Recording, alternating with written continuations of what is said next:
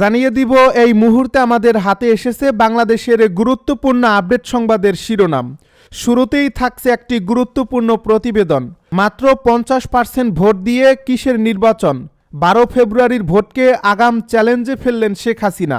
এ নিয়ে থাকবে আমাদের একটি বিস্তারিত প্রতিবেদন, তাই সম্পূর্ণ ভিডিও জুড়ে আমাদের সাথেই থাকুন। সব শেষে জানিয়ে দিব দিল্লিতে নীরব সমঝোতা। মোদি হাসিনার গোপন বৈঠক কি 12 ফেব্রুয়ারির আগে বাংলাদেশের ক্ষমতার মানচিত্র বদলে দিচ্ছে? এ নিয়ে থাকবে আরও একটি বিস্তারিত প্রতিবেদন। দর্শক, এতক্ষণ শুনছিলেন আমাদের হাতে থাকা গুরুত্বপূর্ণ আপডেট সংবাদের শিরোনাম, এবারে বিস্তারিত।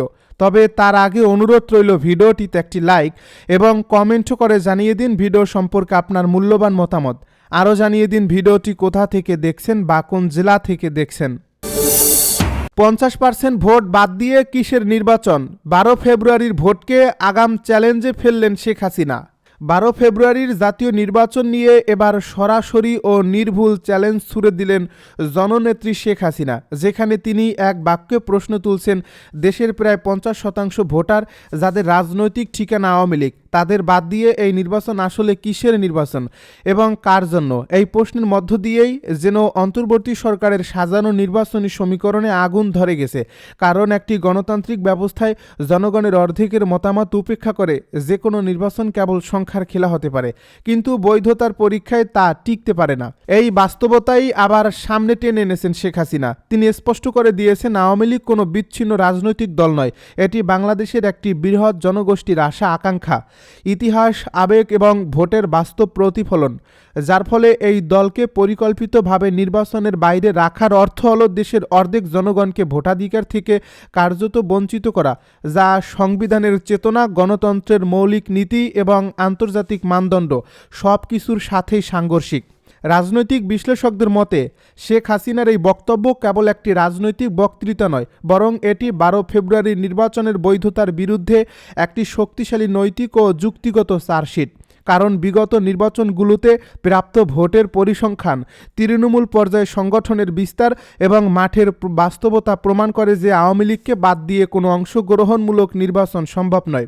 শেখ হাসিনা যখন বলেন 50% ভোট বাদ দিয়ে কিসের নির্বাচন, তখন সেই প্রশ্নটি কেবল দেশের ভেতরে সীমাবদ্ধ থাকে না, এটি সরাসরি আন্তর্জাতিক মহলেও প্রতিধ্বনিত হচ্ছে, যেখানে বিদেশি কূটনৈতিক, পর্যবেক্ষক ও গণতন্ত্র বিষয়ক সংস্থাগুলো ইতিমধ্যেই জানতে চাইছে একটি প্রধান রাজনৈতিক শক্তি তার বিপুল ভোটের বেশ অনুপস্থিত থাকলে সেই নির্বাচন কি আদৌ আন্তর্জাতিক স্বীকৃতি পেতে পারে। বাস্তবতা হলো বিশ্ব রাজনীতিতে এখন আর কেবল ভোটের দিন ব্যালট বাক্স বসালেই নির্বাচন বৈধ হয়ে যায় না, বরং সেখানে অংশগ্রহণ, প্রতিযোগিতা, ভোটার উপস্থিতি এবং সব পক্ষের অন্তর্ভুক্তি, এই চারটি বিষয়ই মুখ্য। আর এই চারটির কোনোটি আওয়ামী লীগকে বাহিরে রেখে পূরণ করা সম্ভব নয়। শেখ হাসিনা সতর্ক করে দিয়েছেন -2 ফর্মুলা দিয়ে রাজনীতি সাজানোর চেষ্টা অতীতেও ব্যর্থ হয়েছে, ভবিষ্যতে হবে, কারণ জনগণকে বাদ দিয়ে ক্ষমতার বন্দোবস্ত করলে তা বুমেরাং হয়ে ফিরে আসে এবং এর দায় শেষ পর্যন্ত রাষ্ট্রকেই বহন করতে হয়। অন্তর্বর্তী সরকারের প্রতি ইঙ্গিত করে তিনি বলেছেন দেশের অর্ধেক মানুষকে শত্রু বানিয়ে ক্ষমতার স্বপ্ন দেখা মানে রাজনৈতিক আত্মহত্যার পথে হাঁটা। কারণ এই জনগোষ্ঠী শুধু ভোটারই নয়, তারা অর্থনীতি, প্রশাসন, সমাজ ও রাষ্ট্রের প্রতিটি স্তরে সক্রিয় অংশীদার। আন্তর্জাতিক বিশ্লেষকেরা মনে করছেন যদি 12 ফেব্রুয়ারি নির্বাচনে আওয়ামী লীগের সমর্থকেরা স্বতঃস্ফূর্তভাবে ভোট কেন্দ্রে না যান, তাহলে ভোটার উপস্থিতি 50%-এর নিচে নেমে যাওয়া অবশ্যম্ভাবী। আর এমন পরিস্থিতিতে সেই নির্বাচনকে বিশ্বমহল একতরফা ও অগ্রহণযোগ্য হিসেবেই চিহ্নিত করবে। ইউরোপীয় ইউনিয়ন, যুক্তরাষ্ট্রসহ একাধিক প্রভাবশালী শক্তি আগেই স্পষ্ট করে জানিয়েছেন তারা একটি অন্তর্ভুক্তিমূলক ও অংশগ্রহণমূলক নির্বাচন দেখতে চায়, যেখানে প্রধান রাজনৈতিক শক্তিগুলোর উপস্থিতি নিশ্চিত থাকবে, যার ফলে আওয়ামী লীগকে বাইরে রেখে নির্বাচন আয়োজনের সিদ্ধান্ত আন্তর্জাতিক অঙ্গনে বাংলাদেশকে কূটনৈতিকভাবে চাপে ফেলতে পারে।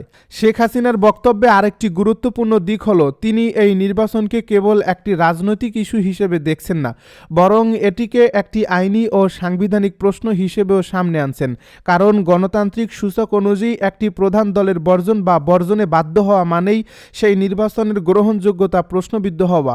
এই প্রেক্ষাপটে প্রশ্ন উঠছে, অন্তর্বর্তী সরকার কি তবে আন্তর্জাতিক চাপ উপেক্ষা করে একতরফা নির্বাচনের ঝুঁকি নিতে যাচ্ছে, নাকি শেখ হাসিনার এই 50% ভোটের বাস্তবতা শেষ পর্যন্ত তাদের সিদ্ধান্ত পুনর্বিবেচনায় বাধ্য করবে? রাজনৈতিক অঙ্গনে আলোচনা এখন এক জায়গায় এসে ঠেকেছে। 12 ফেব্রুয়ারির নির্বাচন কি সত্যিই একটি প্রতিদ্বন্দ্বিতামূলক ও গ্রহণযোগ্য ভোট হবে, নাকি এটি আগেই একটি প্রহসনের তকমা পেয়ে যাবে?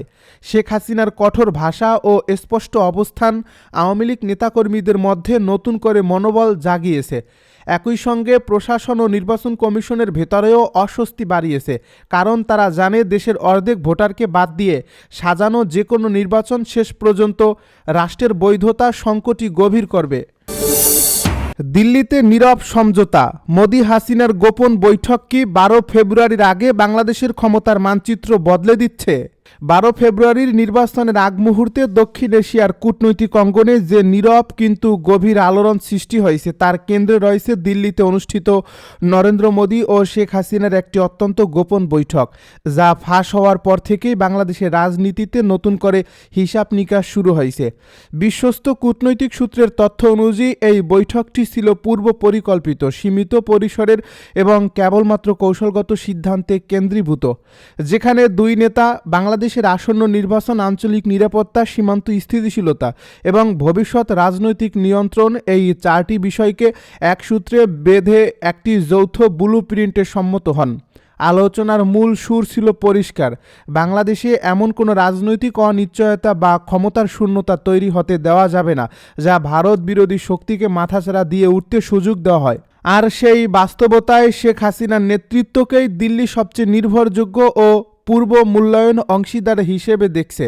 এই বৈঠক থেকে যে গ্রিন সিগন্যালের বার্তা বেরিয়ে এসেছে তা কেবল রাজনৈতিক সৌজন্য নয়, বরং কৌশলগত সমর্থনের ইঙ্গিত, যেখানে বলা হয়েছে নির্বাচন পূর্ব ও নির্বাচন পরবর্তী উভয় পর্যায়ে স্থিতিশীলতা রক্ষায় প্রয়োজনীয় সহযোগিতা দিতে প্রস্তুত ভারত। রাজনৈতিক মহলে আলোচনা হচ্ছে, এই সহযোগিতা সরাসরি হস্তক্ষেপ নয়, বরং কূটনৈতিক চাপ, আঞ্চলিক বার্তা, নিরাপত্তা সমন্বয় এবং আন্তর্জাতিক ফোরামে অবস্থান, এই 4 স্তরে বিস্তৃত হতে পারে, যা কার্যত বাংলাদেশের ক্ষমতার ভারসাম্যকে নতুন দিকে ঠেলে দিতে সক্ষম। বৈঠকের ভেতরের এই আলোচনায় উঠে এসেছে নিয়ন্ত্রণ পুনরুদ্ধার শব্দটি, যার অর্থ হিসেবে বিশ্লেষকেরা বলছেন রাজপথ, প্রশাসনিক শৃঙ্খলা, আইনশৃঙ্খলা পরিস্থিতি এবং রাজনৈতিক ন্যারেটিভ। এই 4টি ক্ষেত্রেই আওয়ামী লীগের সাংগঠনিক শক্তিকে পুনরায় সক্রিয় ও সমন্বিত করা। সূত্রগুলো জানাচ্ছে, শেখ হাসিনাকে স্পষ্ট বার্তা দেওয়া হয়েছে যে একতরফা বা অস্থিতিশীল নির্বাচন ভারতের কৌশলগত স্বার্থের সঙ্গে সামঞ্জস্যপূর্ণ নয়। তবে একই সঙ্গে এটাও বলা হয়েছে দেশের বৃহৎ ভোটার গোষ্ঠী ও প্রধান রাজনৈতিক শক্তিকে বাইরে রেখে যে কোনো বন্দোবস্ত টেকসই হবে না।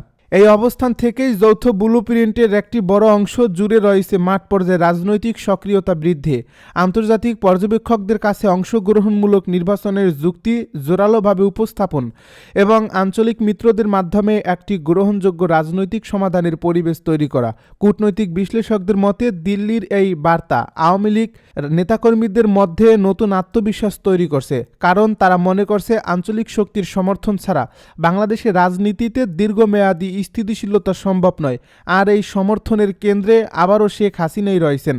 একই সঙ্গে অন্তর্বর্তী প্রশাসনের জন্য এটি একটি স্পষ্ট সতর্ক সংকেত, কারণ দিল্লি বুঝিয়ে দিয়েছে যে কোনো সিদ্ধান্ত যদি বাংলাদেশের অভ্যন্তরীণ স্থিতিশীলতাকে ঝুঁকিতে ফেলে তবে আঞ্চলিক প্রতিক্রিয়া এড়ানো যাবে না। বৈঠক পরবর্তী বার্তায় আরও ইঙ্গিত মিলছে যে নির্বাচনে ঘিরে সহিংসতা বা প্রশাসনিক অচল অবস্থা তৈরি হলে তাৎক্ষণিক কূটনৈতিক যোগাযোগ সক্রিয় করা হবে, যাতে পরিস্থিতি দ্রুত নিয়ন্ত্রণে আনা যায়।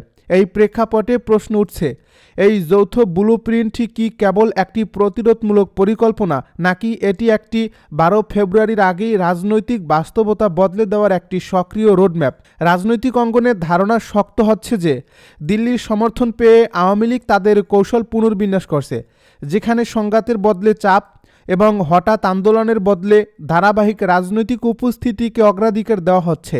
আন্তর্জাতিক পর্যায়ে ভারতের এই অবস্থান বাংলাদেশের নির্বাচনকে নতুন করে আলোচনার কেন্দ্রে এনেছে। কারণ যুক্তরাষ্ট্র ও ইউরোপীয় ইউনিয়ন যেখানে অংশগ্রহণমূলক নির্বাচনের কথা বলছে, সেখানে ভারতের বার্তাও কার্যত একই দিনে ইঙ্গিত করছে, বড় রাজনৈতিক শক্তিকে বাদ দিয়ে কোনো সমাধান টেকসই নয়। শেখ হাসিনার জন্য এই বৈঠক কেবল সমর্থনের আশ্বাস নয়, বরং একটি কৌশলগত বৈধতা, যা দিয়ে তিনি আন্তর্জাতিক মহলে দেখাতে পারবেন যে আঞ্চলিক স্থিতিশীলতার প্রশ্নে তার নেতৃত্ব এখনও অপরিহার্য। অন্যদিকে অন্তর্বর্তী সরকারের সামনে এখন বড় প্রশ্ন, তারা কি এই কূটনৈতিক বাস্তবতা উপেক্ষা করে একতরফা পথে এগোবে, নাকি নির্বাচন পূর্ব সমঝোতার দরজা খুলবে? দিল্লি ঢাকার এই নীরব সমঝোতা বাংলাদেশের রাজনীতিকে এমন এক সন্ধিক্ষণে নিয়ে এসেছে যেখানে 12 ফেব্রুয়ারি আর শুধু একটি ভোটের তারিখ নয়, বরং আঞ্চলিক কৌশল, আন্তর্জাতিক গ্রহণযোগ্যতা এবং অভ্যন্তরীণ ক্ষমতার ভারসাম্যের একটি পরীক্ষাক্ষণ।